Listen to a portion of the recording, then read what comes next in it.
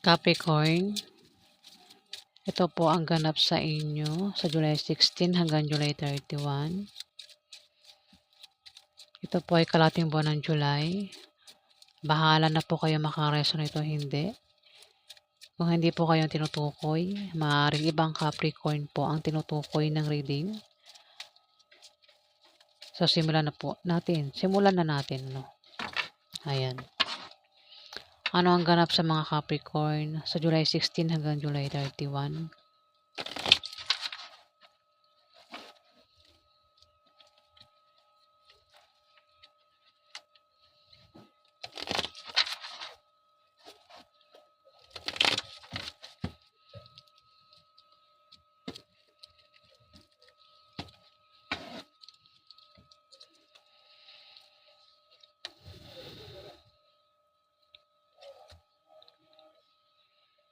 Capricorn, magkakaroon ng away na patungkol sa pera.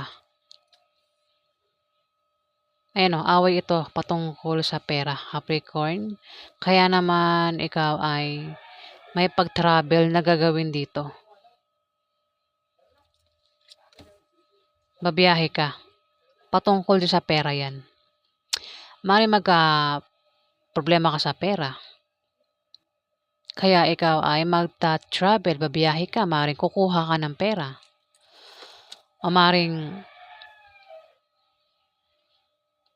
may magbibigay sa'yo ng pera sa pupuntahan mo, Capricorn.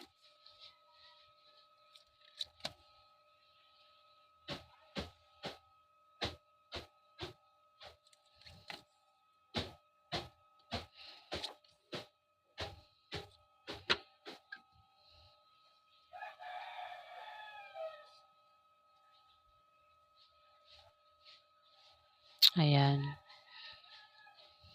Dito, may buntis. Kung babae kang Capricorn, maaaring buntis ka na.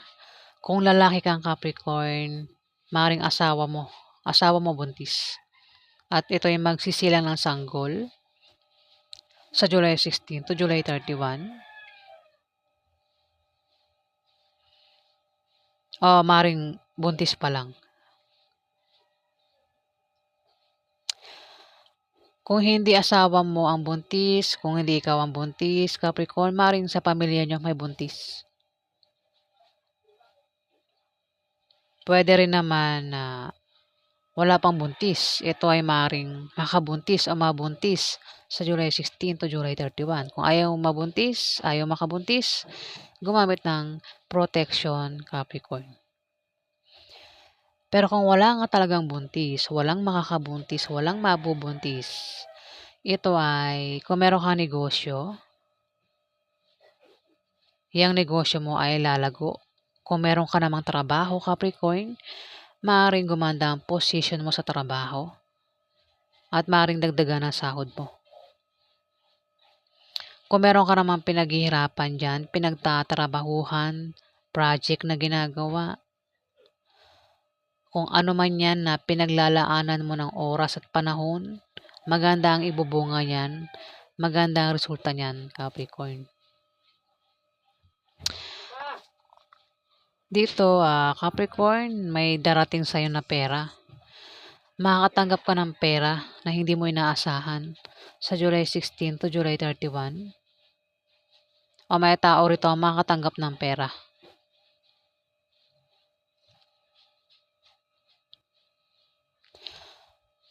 Maring maring yumaman ka, Capricorn, sa July 16 to July 31. Ang iba sa inyo, maring yumaman. O baka mayaman ka na, Capricorn. O may kaya.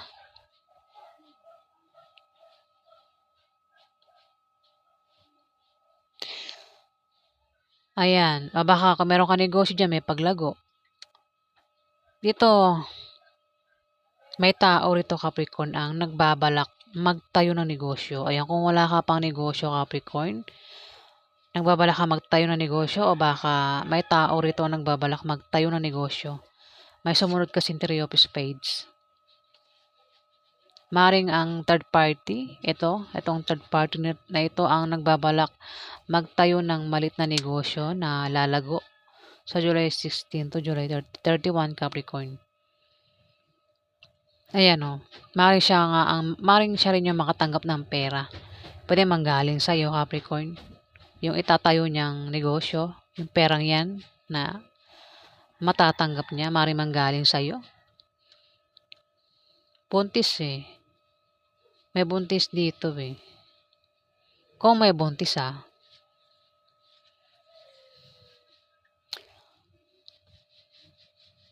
pwede rin naman na ikaw yung makatanggap, ha? Ikaw nang bahala. Basta, pwede mo kasing baliktaran itong reading na ito. Kasi may isang Libra Aquarius sa Gemini dito, ha? Yan lang nakikita kong zodiac sign dito. Ibig sabihin, pwedeng tumama sa'yo ang reading na ito o pwedeng tumama sa isang Libra Aquarius sa Gemini. Third party. Ang third party Capricorn ay Libra Aquarius sa Gemini, lalaki. Kasama mo yan sa trabaho mo o sa negosyo mo, Capricorn. O maaaring yan ika-partner mo sa buhay, pwedeng asawa mo nga o third party yan. Ayun o, kasama mo. O pwede rin ang asawa mo, kasi ito asawa eh. O baka meron kang third party, Capricorn. Baka naman yung third party ay mismong asawa mo, Capricorn. O, kasama mo sa trabaho mo eh. O sa negosyo nyo, Capricorn, itong asawa mo. Asawa eh, kasama mo, asawa mo. Baka naman, may asawa ka na, meron ka pang third party, Capricorn. Tapos itong third party ay nagbabalak magtayo ng negosyo.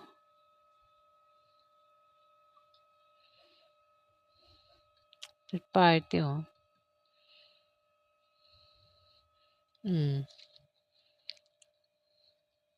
Mukhang babae kang Capricorn. May lalaki kasi dito ang third party.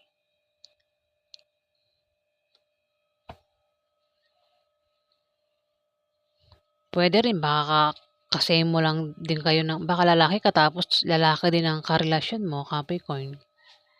Kasi wala tong age Pwede rin tumama ito sa mga same nyo ng gender.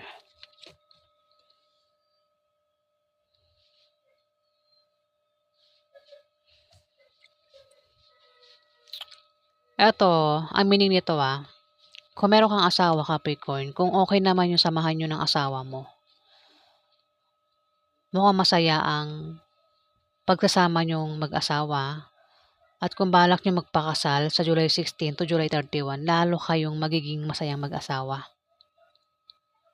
Pwede rin naman ang meaning nito ay favorable long-term preposition or second chance, particularly in economical sense, Capricorn.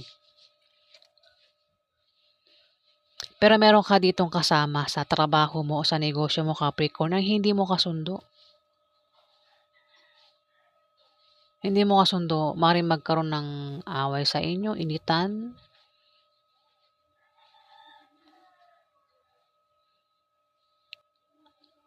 Magkainitan kayo, magkapikunan, ayan. Pwede rin naman kasi may third party. Pwede rin naman ang third party kasi, pwedeng hindi yan tao. Ang third party kasi, yan ay kaagaw mo sa attention at pagmamahal. Minsan kasi sa sobrang busy mo sa trabaho mo o sa negosyo mo, wala ka ng time sa asawa mo. Parang ang lumalabas sa third party, yung trabaho mo.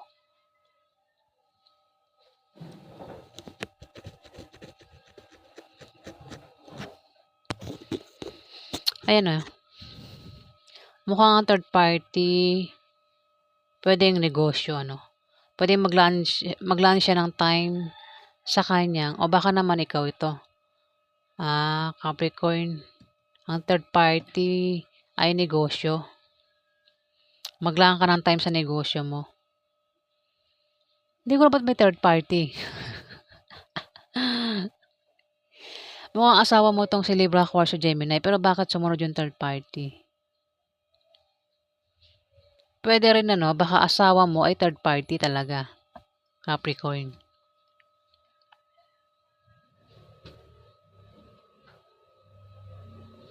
Baka meron kang unang asawa, pangalawang asawa mo ito, ang third party, Capricorn.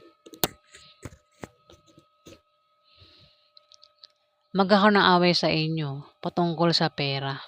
Pero magkakapera din ano. Kumbaga solve din yung away. Ayun na, may makakatanggap ng pera dito. May darating na pera. Puwedeng galing sa kamag-anak o galing sa trabaho, sa kanyang negosyo, yung pera.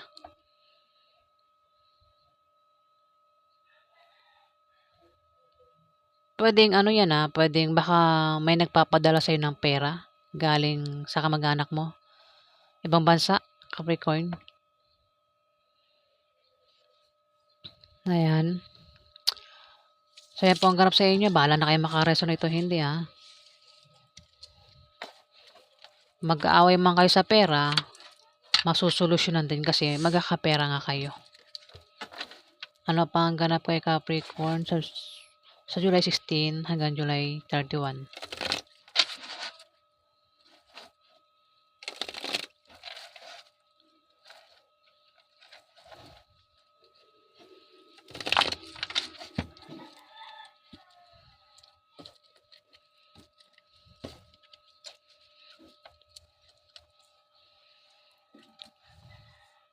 Ayan nga, may darating na blessing, pera.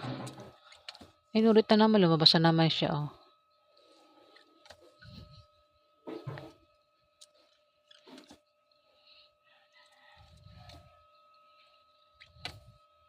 Oops, may misfortune. Ay, mukhang sa'yo to reading lahat.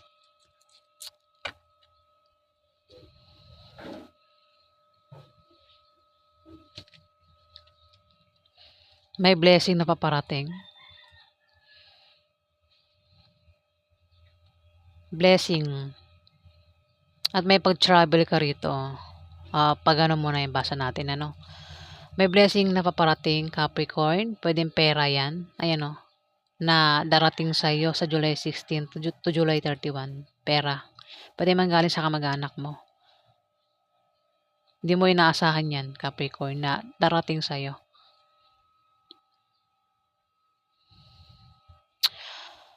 Kung meron ka negosyo, may paglago sa negosyo mo, Pwede rin naman, Capricorn, kung single ka, may paparating na bagong love life dito. Magpapatibok ng puso mo. Dahil may tao rito ang nagkakagusto sa'yo. Capricorn, may gusto sa'yo, may crush sa'yo. Pwede ligawan ka kung malakas ang loob niyan, Capricorn. Pero kung lalaki kang Capricorn, meron kang nagugustuhan dito. Meron kang crush. Maring ligawan mo yan, Capricorn, sa July 16 to July 31.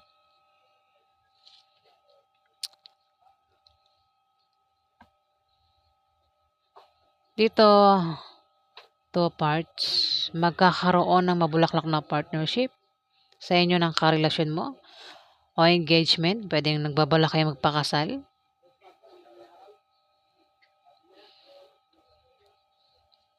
Maraming Capricorn na, kung tapos na kayo magpakasal, malamang hindi sa inyo to,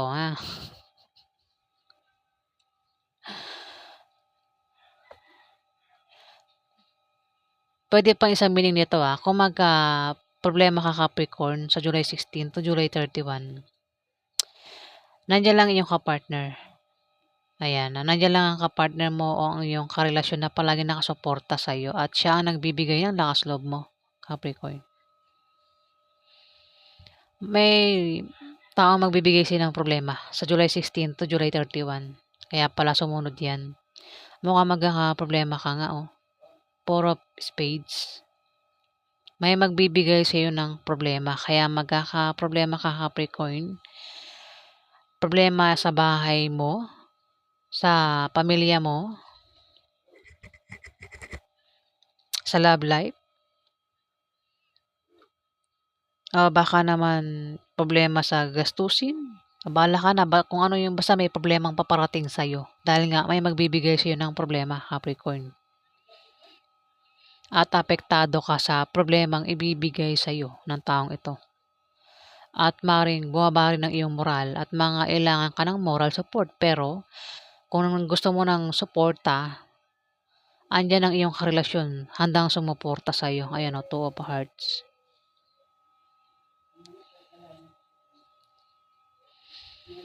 May pag-travel ka, ingat ka lang sa pag-travel mo, pagbiyahe mo. Capricorn, kasi may ano rito, misfortune, kamalasan. Pwedeng malasing ka sa pag-travel mo o sa pupuntahan mo. Kung meron ka negosyo, ingatan mo tumapat Ace of Clubs. Kung meron ka negosyo, ingatan mong mabankrupt ang negosyo mo, Capricorn, sa July 16 to July 31. Kung tatravel ka, magbabiyahe ka, ingat ka sa pupuntahan mo, yan o, misfortune kamalasan Sample pwede kasing kamalasan, pwedeng mga semi-semi lang, hindi malala. Pwedeng paglakad, di ba magta-travel ka nga, meron kang pupuntahan, pwede sa pupuntahan mo makatapak ka ng ebak, di ba? Mga ano lang, mga semi lang, hindi malala. Pero mas nakakatakot kung malala yung di ba? Maaari nga din na may mangyaring hindi maganda sa iyo sa pupunta mo, sa pag-travel mo, kasi misfortune nga ito. Kaya pinag-iingat ka sa aksidente. Capricorn. Mukhang ang dahilan ng pag-travel mo ay maring sa pera. Maring kukuha ka ng pera. Kasi may makatanggap ka ng pera dito Maring kukunin mo yung pera na yan. O blessing na yan. O baka pupuntahan mo ang isang taong may gusto mo, crush mo. Pwedeng ligawan mo, Capricorn. Kasi may lalaki ditong Capricorn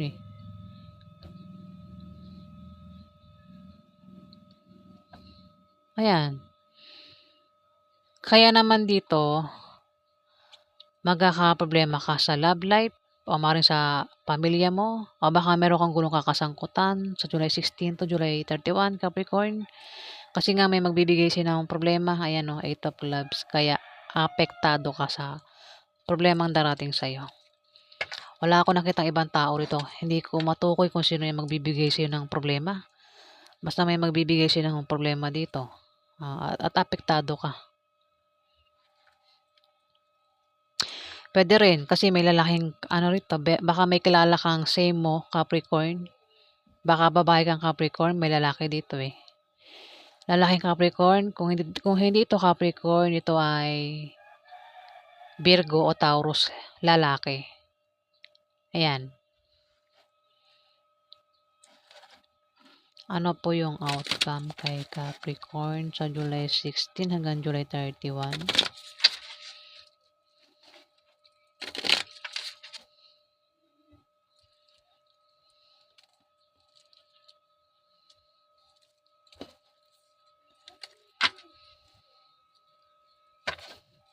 Ano po yung outcome kay Capricorn sa July 16 hanggang July 31?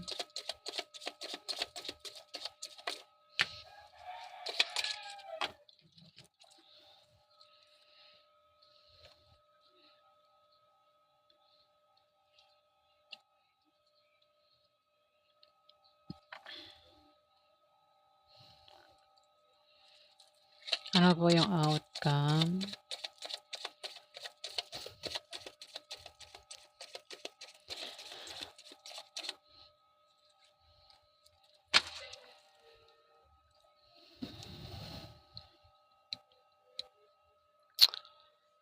Di ba nga sabi ko kanina, eto, may magbibigay sa'yo ng problema. Maaaring sa pag-travel mo yan, pagbiyahe mo, o sa pupuntahan mo. Kasi dito may 7 of Diamond Away ito sa pera. Makakatanggap ka ng pera sa pupuntahan mo, Capricorn. Paring kukuha ka ng pera, pero magkakaroon ng away dito. Patungkol din sa pera, Capricorn. Pero kung mapaaway ka man magkaproblema ka sa pupuntahan mo o kung saan man 'yan, sa pagbiyahe mo man 'yan mangyari, may tutulong sa'yo dito. Tutulungan ka sa problema mo, kung ano man 'yang problemang darating sa'yo, ayan. Kasi may magbibigay kasi ng problema pero may tutulong naman sa'yo dito, Capricorn. Ayan, so 'yan po ang ganap sa inyo sa July 16 to July 31. Kung hindi po kayo tinutukoy, maaaring ibang Capricorn po ang tinutukoy ng reading. Ayan, kung nagustuhan niyo po ang aking reading, huwag kalimutan mag-like, mag-comment, at mag-subscribe. At sa mga subscribers po, maraming salamat po guys. Salamat po.